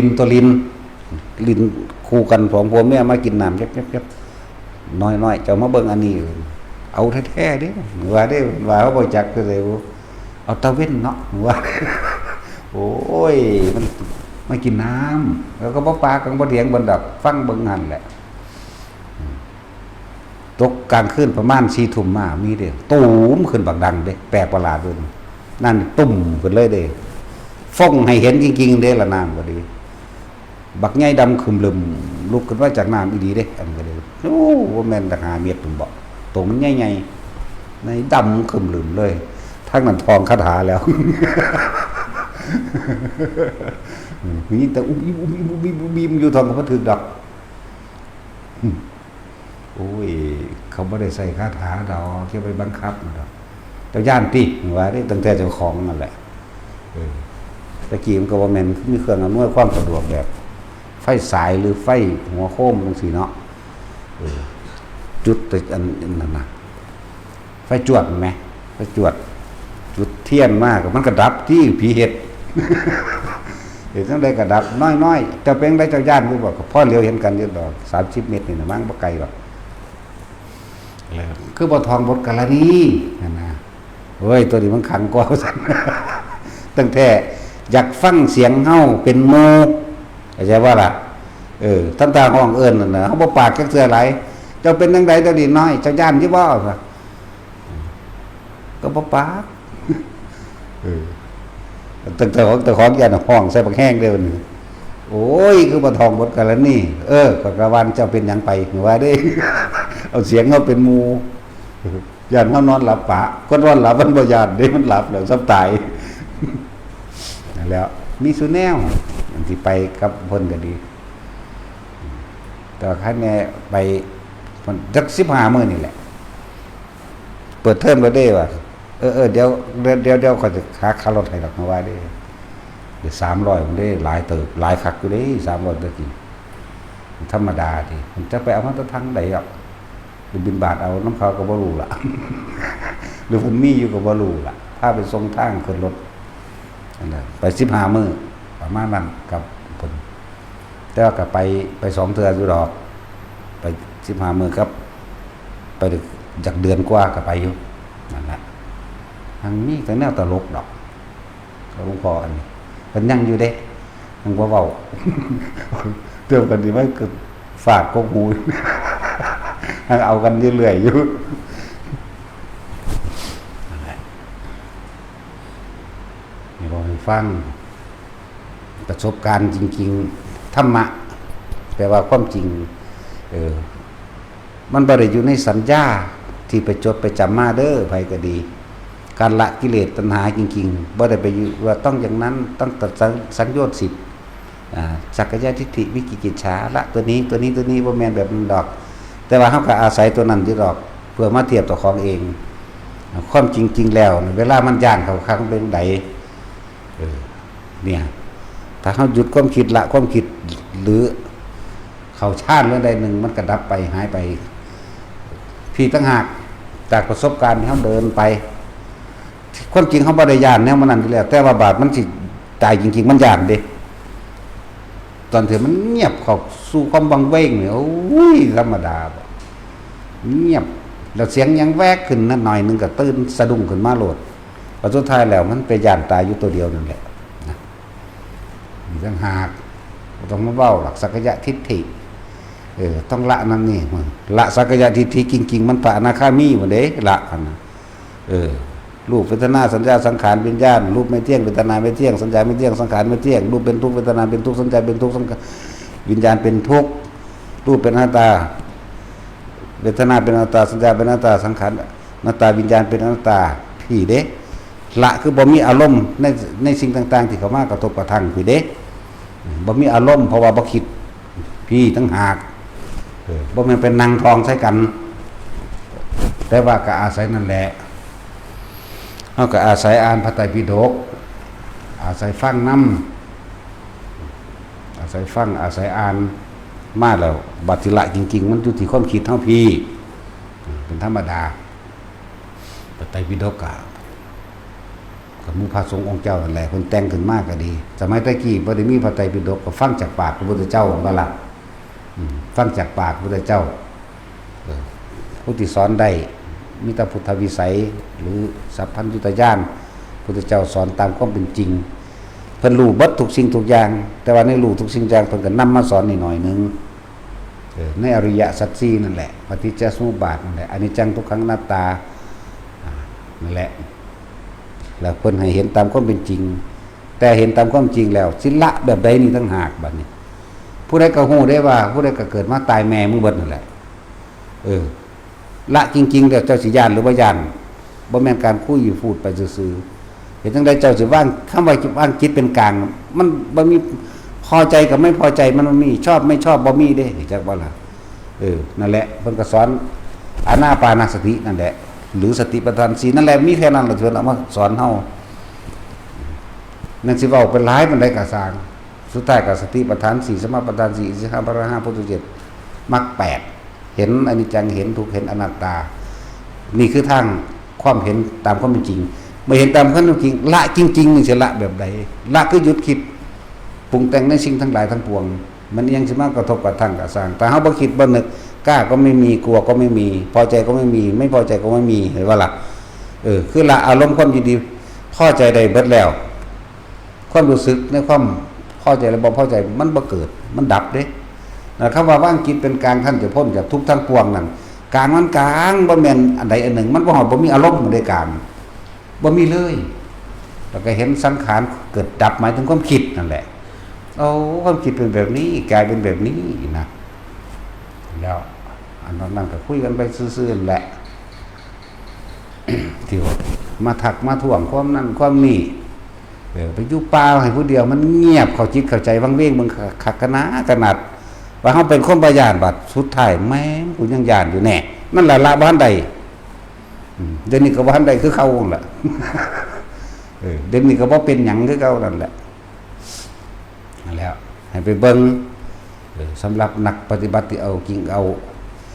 ที่มีความหวังว่าทุกข์ก็ให้มันทุกข์ที่สุดในศาสตร์นี้ตายมันตายศาสตร์นี้ขอศาสตร์นี้เป็นสุดท้ายเลยบุกโลดออกเด็ดออกเดียวให้ตนเองโลดสละตัวเองเฮ็ดจังไดมันก็ตายอยู่แล้วแม่บ่สละแม่มันบ่ล่ะคนเฮามันยามตายนี่ได้อีหยังก็ดีบ่สละเจ้าก็ตายอยู่แล้วเป็นหยังก็คือบ่สละความตายใส่มันโลดหมู่ภิกษุนักบวชเนี่ยบ่เอาอีกแล้วเห็นทุกข์เห็นโทษแล้วจักบ่ล่ะในความอยากได้เห็นทุกข์เห็นโทษแล้วในความทำมาหากินเห็นทุกข์เห็นโทษแห่งกามแล้ว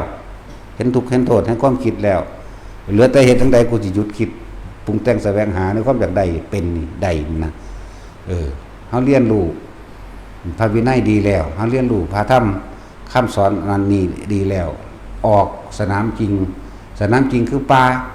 สนามจริงคืออยู่ผู้เดียวลองเบิ่งป่าซ่ามั่งนั่นแหละไปเบิ่งบัดนี้ผู้มีความรู้หลายๆบางรู้มันสิเอาความรู้ตัวนี้สิซอยได้บ่แม่นบ่ล่ะว่ารู้หลายๆว่าจบพระไตรปิฎกว่าจบปทว่าจบนักธรรมจบเข้าไปเถอะจบไปเรียนไว้ก็ดีเพราะว่าเป็นคำสอนพระพุทธเจ้าแม่นบ่ล่ะแต่ว่าตัวมัจฉิละจริงๆตอนกลางเว้นมันบ่ย่านแล้วเนาะบัดค่ำเข้าเป็นห่วงหอดบักนอนเป็นห่วงหอดมีน้ำกินน้ำอาบบ่นอเป็นห่วงไปเบิดนั่นจังซั่นแหละนี่คือความจริงที่มันทุกคนเริ่มต้นใหม่ก็เป็นธรรมดาเลยก็ต้องสู้ก็ต้องทนก็ต้องฝืนก็ต้องคิดนั่นคิดนี่เป็นธรรมดาแต่ว่าฝึกไปเรื่อยแล้วสิเห็นดอกเห็นหยังเห็นความคิดบัดสุดท้ายมันมานั่นเห็นความคิดเจ้าของเองแล้วเข้าไปอยู่ในสถานที่ฝึกหัดปฏิบัติจริงๆโอ้ยเว้าอยู่เรื่อยๆแหละเวลาเฮาอยู่ผู้เดียวเขาเงียบ เสียงนกก็ยังเป็นหมู่ได้แหมมันธรรมดาเด้เสียงนกฮ้องก็ซื่อน่ะโอ้ยรู้สึกอุ่นใจขึ้นมาเบิ่งรุ่นน่ะเบิ่งมันสัวซ้ำขนาดใดตัวเองนั่นบ่ล่ะหมาเห่าอยู่ไกลๆพุ่นก็เป็นหมู่ได้เด้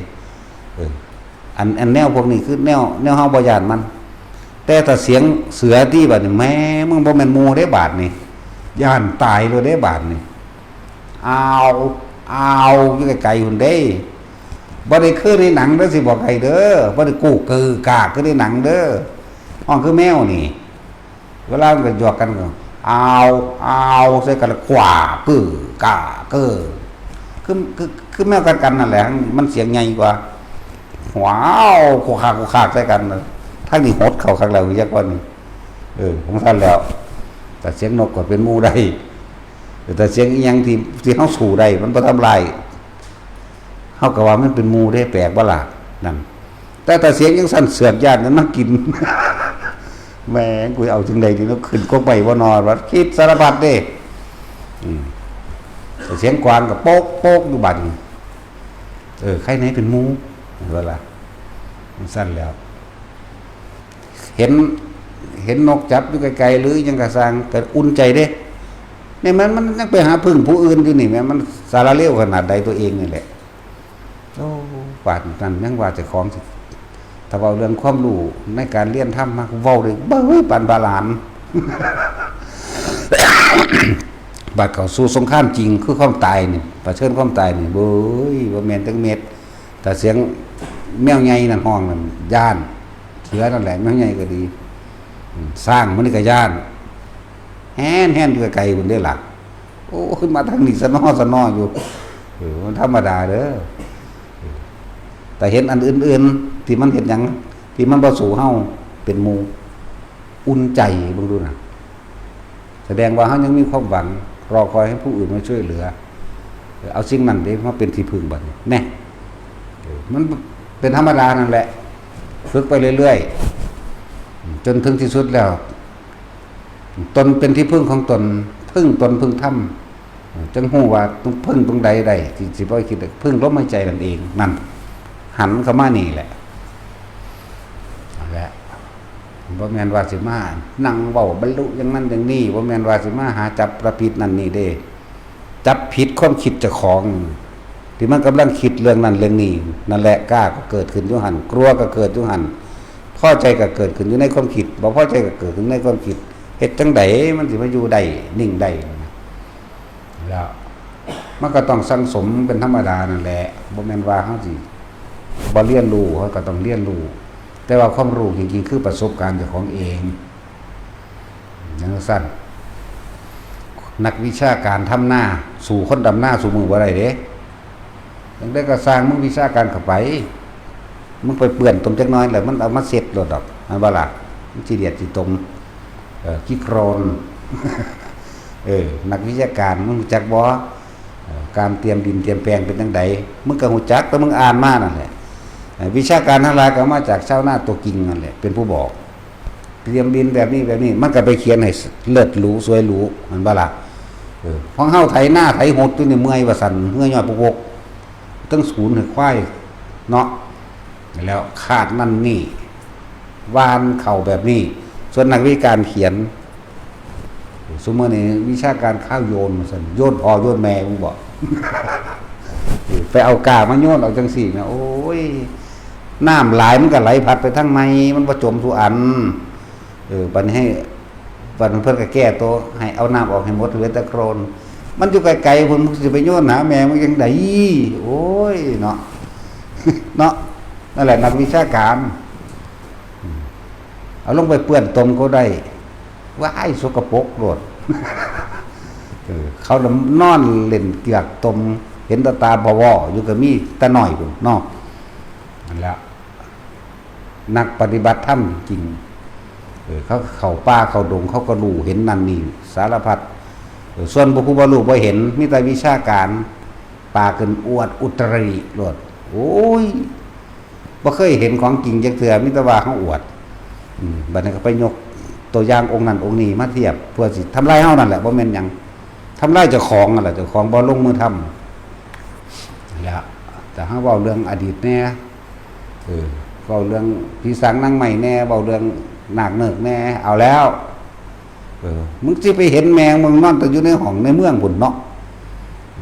นั่นแหละได้ในจังหวะมึงบ่นอนบ่หลับธรรมดากินข้าวบ่แซ่บเนาะตัดสินความรู้จริงๆคือประสบการณ์เฮาเองลงเองฮ้อนเองหนาวเองความรู้สึกของเจ้าของเองนี่ต่างหากบุคคลทั้งหลายที่หลุดพ้นได้บ่แม่นการมานั่งคิดเอาความเพียรความพยายามความอดทนและประสบการณ์ตนมันต้องบาดเจ็บเป็นธรรมดาเห็นบ่ล่ะบาดเจ็บถลอกปอกเปิกเป็นธรรมดามันจะถ้าสิว่ามันหลายกับกว่าเด้ของเฮาเป็นชิ้นในปกติอยู่แล้วในการฮู้การเห็นสิ่งเหล่านี้เป็นปกติบ่เป็นของลึกลับซับซ้อนบ่เป็นของพิเศษอีหยังบ่แม่นของสิไปอยากเห็นซ้ำมันก็เป็นของมันเอาเองบ่แม่นว่าเฮาเฮ็ดเพื่อให้มันเป็นให้มันเห็นของลึกลับนะอยู่นี่ก็มีเต็มอยู่มีอยู่ตลอดนั่นแหละจักบ่ล่ะคือว่าเอาบางโบสจังซี่มันก็มิติซ่อนกันอยู่ในนี้พวกคนท่านทั้งหลายมื้อนี้ก็ซ่อนกันอยู่ในนี้แล้วแต่ระดับของไผสิฝึกหัดไปนั่นแหละโอ้จักสิเว้าให้มันฟังหาแมงหยังดอกเนาะบ่กล้ามานั่งขมออยู่นี่คือเฮาดอกเข้าป่าเข้าดงเบิ่งดูมึงไปเห็นงูบักใหญ่ซ้ำกอกตาลเสียงฝืดลงมาเบิ่งดูลากก้านมะพร้าวนักๆนะเป็นครือลงมาแต่ทั้งผู้ธรรมดาบ่มาก็มาเบียดเฮานี่เด้บ่ได้ไปหม้องอื่นเด้มาเบียดถากข้างเฮานี่แหล้วรับตาก็เห็นมื่นตาก็เห็นแม่งบักใหญ่ซ้ำถังแดงหมดเด้อพ่อใหญ่ถังแดง200ลิตรนั่นยาวโอ้ยจักสิว่าจังได๋แล้วอันที่ไปเห็นทำน้ำโขงหัวมันอยู่ฝั่งหางมันอยู่ฝั่งพี่หัวอยู่ฝั่งพี่หางอยู่ฝั่งปุ่นกั้นน้ำคือนึ่งไว้ตัวนั่นแหละอยู่แถวน้ำโขงกับมีชุมหม่องนั่นแหละกับบ่ได้ว่าน้ำภูเขามันเยอะแยะเนี่ยมันนี่มันเลยงูเพราะว่าคืองูมันงูใหญ่ถ้าใหญ่อีหลีเฮาบ่ย่านเด้เฮาฮู้อยู่ว่ามันเป็นหยังแต่พอโปรเมอร์เนี่ยโอ้ยมันจริงหรือปลอมกันแน่เนาะกูเป็นตาย่านเด้ไผงูเห่ามานี่เอานี่ซัมโปรเมอร์นี่ถ้าบักใหญ่ซัมกกตาลมาอีหลีบ่ได้ย่านเด้เพราะว่ามันฮู้อยู่ว่ามันเป็นหยังมันมีใหญ่ปานนั้นดอกเจ้าของปลอมนั่นแหละแต่ซัมโปรเมอร์ซัมดามมีดามพาดนี่จริงหรือปลอมแม่นบ่ล่ะถ้าจะไปฆ่าคิดหาจริงหาปลอมอยู่นั่นย่านกล้ากับกลัวกล้าก็คือสิหาใหม่มันตีมาขามันเชียร์มันหนีกลัวคือหาวิธีหนีเห็นบ่แต่ว่าสิหายความกล้าหายความกลัวได้อานาปานสติลมหายใจเข้าส่งเข้าไปในนี่โลดนี่ลมปึ๊บก็ไม่นี่โลดบ่คิดบ่นึกตัวมึงสิมาแนวใดก็สร้างมันบ่คิดมั้ยไตมาหม่นน้ำแข็งน้ำขาดิโอ้ยแต่ว่ามันบ่คิดตอนที่มันหม่นตอนที่มันเกี่ยวตอนที่มันขึ้นซอกๆแซกๆแง่เข้าหูดังมั่งหูมั่งเกี่ยวไปเกี่ยวมาเล่นไปน้ำคอน้ำหัวเฮานี่แล้วก็ไหลลงไปก็ออกไปซื่อๆบ่คิดนั่นแหละว่าคิดเป็นกลางก็คือบ่คิดนั่นแหละแต่ฮู้อยู่เห็นอยู่ว่ามันเกี่ยวใหญ่อีหลีบ่ได้ย่านดอกฮู้อยู่ว่ามันเป็นอีหยังเขาก็เลยเฮ็ดแนวเฮาย่านจังซั่นแหล้ว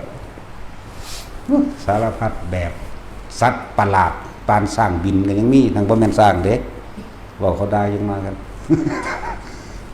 มันเป็นคืออีเกียนี่แหมแต่ว่ามันใหญ่เด้พับมาเนี่ยโอ้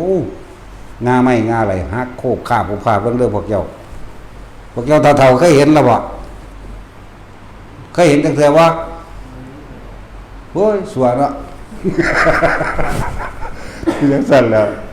ข้อยเห็นว่าแต่น้อยแต่เป็นเนียนอยู่พุ่นเด้แนวมันนี่บินบักใหญ่คืออีเกียนี่พับโอ้ยต้นไม้นี่กล้วยไปเบิดเอาโลดธรรมดาว่างาไม้งาแห้งหักลงอีหลีเด้แต่ว่าที่สังเกตคือตอนเช้าตอนที่มันหายไปแล้วบ่มีงาไม้หักแต่ว่าตอนที่มันเป็นเงินหักบึ้มบั่มลงเด้งาไม้แห้งซั่นแล้วตอนเช้าต้องคนต้องสังเกตอีหลีได้อยู่กับตัวเองจริงๆเด้แนวมื้อนี้เด้อบักใหญ่วันอีเกียนล่ะ บินบับบับบับเวียนหันละห้องก็ห้องขึ้นนกแสกหรอกหรือห้องแวกแวกอย่างเงี้ยแหละบางที่ก็หัวรอเขาดิเฮ้ยไปแล้ววันนี้อีเกียแมงจะไปห้องสั่นกระจีบตัวนั่นแหละไงได้ไงพันสร้างจะบินพับพับพับเดี๋ยวก็ผ่านไปเดี๋ยวก็ผ่านมาส่วนมากก็เป็นเดือนหงายมันจะออกมาจักซื้อมันแม่นยังกระสร้างของมันแล้วของคนมันอยู่ในหูดังจักว่าล่ะอยู่ในหูดังมันบ่คิดมันก็ย่านนั่นแหละนั่นแหละถ้าเฮาเข้าไปฮู้ไปเห็นไปประสบการณ์จริงๆแล้วเฮาสิฮู้ว่าคำว่าตนแลเป็นที่พึ่งของตนคือหยังเป็นแบบใดเฮาสิฮู้ในตัวเฮาเองเลยมันบ่มีที่พึ่งของอื่นดอกแหมบ่มีที่พึ่งแล้วมันก็ต้องเข้าสู่ลมหายใจนี่แหละความเรียกว่าละเอียดละออจริงๆบ่แม่นสิมาเว้าตนแลเป็นที่พึ่งของตนพึ่งตนพึ่งธรรมบ่แม่นแค่เว้าซ้ำนี้บัดจริงๆมันเข้าไปจริงๆมันคนมันย่านตายอยากบอกมันก็เข้ามานี่กันตัวต้องบอกว่าเกิดนั้นขึ้นกับสร้างพวกเฮาต้องฝึกให้ชินกับลมหายใจนั่นแหละอย่าเพิ่งไปหาเหตุผลหยังกับมันอย่าเพิ่งไปสรุปว่านั่นนี่กลับมาลมปั๊บกลับมาลมปั๊บโลดเกิดความชินเข้าต่างคำว่าเอาตายเขาแรกก็คือมันไม่ได้สนใจแล้วจากวันแล้วจังว่าหลายๆอย่างเขาสิรู้โดยตัวเขาเองเขาก็ออกไปตามป่าตามดงเองแต่นั่งอยู่นี่ก็ยังญาติว่าแห้งเราไปเกิดเลยเนาะอยู่ได้วัดนี่ไหมแม้ว่าสั่น200บ่ต่ำกว่า200คนอยู่ในนี่ทั้งพระทั้งคนนะว่าล่ะก็ยังญาติผีอยู่ไหมเราไปกุดจะของกระยานแม่ว่าล่ะยังสั่นอีหลีเด้สิไปว่าหยังกับตอนมันวางเว้งจริงๆสิไปว่าอีหยังจังแล้วแต่หลวงพิธีจังหวัดหลวงพ่อเอิ้นให้มาอยู่หรือว่ามันว่าหลวงพ่อไปเอิ้นมันฝันนั่นล่ะตั้งแต่บ่แม่นอยากมาเอาสบายท่าน